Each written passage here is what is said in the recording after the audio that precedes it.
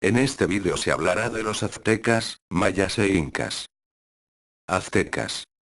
Los aztecas establecieron México Tenochtitlan en el centro del Valle de México, expandiendo su control hacia ciudades-estado, ubicadas en los actuales estados de México, Veracruz, Puebla, Oaxaca, Guerrero, la costa de Chiapas, estado de Hidalgo, y parte de Guatemala.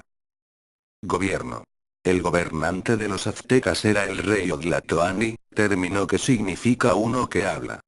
Era elegido, por lo que su gobierno se puede llamar una monarquía electiva. Por otra parte, no era un monarca absoluto, ya que no reclamaba para sí la posesión de las tierras ni del pueblo, y su administración era considerada una democracia. Administración. La base de la sociedad era una agrupación de familias organizadas en clanes, llamados capullís. Cada clan tenía cierta autonomía. Poseía sus tierras, sus dioses, sus templos y una administración. Eran dirigidos por un jefe elegido por el Consejo de Ancianos, y enviaban un delegado al Consejo Supremo de Tenochtitlan. Este consejo elegía 4 jefes militares, los que a su vez elegían al jefe de hombres, como se designaba al emperador azteca. De este modo, este no era un cargo hereditario ni otorgado por poder divino, sino elegido democráticamente. A la llegada de los españoles gobernaba el poderoso Moctezuma. Organización social. El calpulli era la base de la estructura social azteca. El calpulli era propietario de las tierras de linaje, las que se distribuían, anualmente, entre las diversas familias de acuerdo a los miembros que la componían. La tarea recaía en el jefe del calpulli, que era el más anciano, a quien también competía presidir las ceremonias en honor a los espíritus de sus antepasados.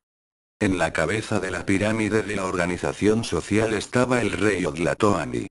El rey presidía el Consejo Supremo, donde participaban las máximas autoridades y delegados de los capullís. La nobleza estaba conformados por los jefes administrativos y sacerdotes. Dentro de esta clase estaban los señores que gozaban de gran prestigio. Los pochitecas eran la de clase encargada de procurar el intercambio comercial en el imperio. La mayoría del pueblo estaba conformado por campesinos y artesanos agrupados en 20 calpullís. Los siervos y esclavos conformaban la fuerza laboral del imperio. La organización económica de este grupo es igual a la organización de los mayas y tienen la misma técnica para cultivar, pero la diferencia que tenían era el riego en las tierras llanas y construyeron terrazas en las sierras, pero debido a la falta de tierra, desarrollaron un nuevo sistema que les permitió practicar la agricultura sobre el agua. Para eso, construyeron jardines flotantes en las partes más bajas de los lagos. Este sistema se llamó Chinampa. El comercio fue muy importante para ellos, ya que el intercambio a larga distancia era una actividad muy prestigiosa y quienes lo hacían tenían un lugar importante en la ciudad. Los mercaderes realizaban las actividades de intercambio a través del trueque. Para ello, utilizaban las semillas de cacao, mantas u oro como moneda. Mayas. Los mayas se desarrollaron en la península de Yucatán, en la región de Mesoamérica. Abarcaron los actuales países de México, Guatemala, Honduras, Nicaragua, Belice y El Salvador. Gobierno. Los mayas nunca constituyeron un estado unificado. Se originaron en ciudades independientes entre sí. Su autoridad máxima fue un jefe, cuyo poder era hereditario pero no absoluto, pues era asesorado por un consejo de estado. Organización social. Los mayas formaban una sociedad muy jerarquizada. Estaban gobernados por una autoridad política, el Alachuinic, jefe supremo, cuya dignidad era hereditaria por línea masculina, y el Almacán, sumo sacerdote. El jefe supremo delegaba la autoridad sobre las comunidades de poblados a jefes locales, capataces de explotación agrícola que cumplían funciones civiles, militares y religiosas. Organización económica. La agricultura ha constituido la base de la economía maya desde la época precolombina y el maíz es su principal cultivo. Los mayas cultivaban también algodón, frijol, batata, yuca y cacao. Las técnicas del hilado, el tinte y el tejido consiguieron un elevado grado de perfección. Como unidad de cambio se utilizaban las semillas de cacao y las campanillas de cobre, material que se empleaba también para trabajos ornamentales, al igual que el oro, la plata, el jade, las conchas de mar y las plumas de colores. Esta organización estaba compuesta por tres grupos de diferente situación económica. Estaba la nobleza en las que se encontraban los financieros, los sacerdotes, los jefes militares y los grandes comerciantes. Este fue el único grupo que vivía dentro de las ciudades. También se encontraban los campesinos y artesanos que tenían la obligación con el Estado de trabajar para ellos para la construcción de las obras públicas y el servicio militar, y por último estaban los esclavos que tenían que trabajar como dependientes, realizando tareas en la construcción y transportaban cargas pesadas para los comerciantes. Incas. Los incas eran grandes conquistadores, su imperio estaba ubicado en América del Sur. Abarcaba los siguientes países, iba desde el norte de Chile al sur de Colombia, cubriendo los territorios actuales de Bolivia, Perú, Ecuador hacia el Pacífico. Su territorio se situaba en parte sobre la cordillera de los Andes. Gobierno.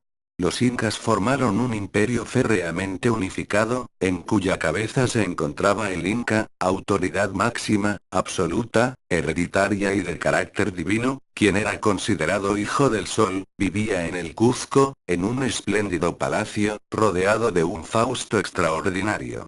Vestía solo las más finas telas de alpaca o vicuña, se adornaba con ricas joyas y viajaba siempre en litera, llevada a hombros por curacas. Gobernaba ayudado de numerosos funcionarios que les permitían conocer lo ocurrido en todo su imperio, y también era un estado teocrático. Administración. A la cabeza de la jerarquía administrativa se encontraba el inca, llamado Sapa Inca. Gobernaba como soberano absoluto y era venerado cual dios. Debía contraer matrimonio con una hermana para mantener la pureza sanguínea de los descendientes. Sus actividades estaban revestidas de gran ceremonial. Se le podía hablar a través de un paño que le cubría el rostro. Viajaba sobre una litera cargada por sirvientes, quienes, además, barrían el camino que debían pisar. Organización social. La base de la sociedad incaica era el ayllu, un tipo de clan constituido por varias familias extendidas, unidas entre sí por un cierto grado de parentesco, que vivían todas juntas en un área bastante restringida y compartían la tierra, los animales y sus productos. Esta comunidad podía ser más o menos grande, formar un pueblo entero o incluso una ciudad, pero siempre existía el principio de la propiedad y del trabajo colectivo. La propiedad privada prácticamente no existía, más que sobre ciertos bienes muy personales. Ajuar doméstico, vestidos y algunos utensilios. Para la organización del trabajo, y para el pago del impuesto en servicio, el pueblo estaba dividido en grupos de 10 puriks, hombres adultos plenamente capacitados para el trabajo. 10 de estos grupos eran guiados por un pachaca, curaca. 10 grupos de 100 hombres formaban el orden superior, bajo las órdenes de un curaca. El orden máximo de esta jerarquía lo constituía el grupo de 10.000 hombres, una tribu, con su jefe, el Ono Curaca. Esta organización era especialmente conveniente, como ya se ha indicado, para la satisfacción de la mita, el sistema de impuesto incaico que consistía en un pago, no en moneda, que no existía sino en prestación de trabajo personal. Organización económica. La base económica del imperio la constituía la agricultura. La tierra pertenecía al Estado, es decir, al Inca, estaba dividida en 3 categorías cuyos productos correspondían respectivamente al Inca, a los sacerdotes y al pueblo, y aunque las parcelas más fértiles eran las que pertenecían a las 2 primeras clases, cada campesino recibía la tierra necesaria para obtener alimentos para él y su familia. Los campesinos cultivaban no solo sus parcelas, sino también una parte de las tierras del Inca y de los sacerdotes, sin que obtuvieran recompensa alguna por estos trabajos. Las técnicas agrícolas correspondían el uso de la azada y la taclla, una larga azada provista de un vástago en el que se apoyaba el pie para así hundir más el instrumento en la tierra, el empleo de fertilizantes, estiércol de animal en las tierras altas y pescado descompuesto, o bien guano, en las zonas costeras. También conocieron la irrigación artificial por medio de canales, acueductos y balsas y el cultivo en terrazas para aprovechar hasta el máximo las tierras de las altas laderas andinas. El cultivo más importante del Perú era la patata. Otros cultivos importantes los constituían el maíz, la oca, la quinoa, el cacao, la chirimoya, la papaya, el tomate, las alubias, en múltiples variedades, la col, la calabaza, el chile, etc. También cultivaban el algodón. La ganadería incaica, aunque no era tan importante como la agricultura, era un elemento básico en la economía del imperio. La llama se aprovechaba por su lana, larga y espesa, y como animal de carga, no soportaba más de 50 kilogramos de peso, pero resiste perfectamente la enrarecida atmósfera de las alturas andinas. Las vicuñas y alpacas eran apreciadas por su finísima lana, con las que se tejía las más bellas telas destinadas al Inca y a su séquito. Gracias por ver este vídeo.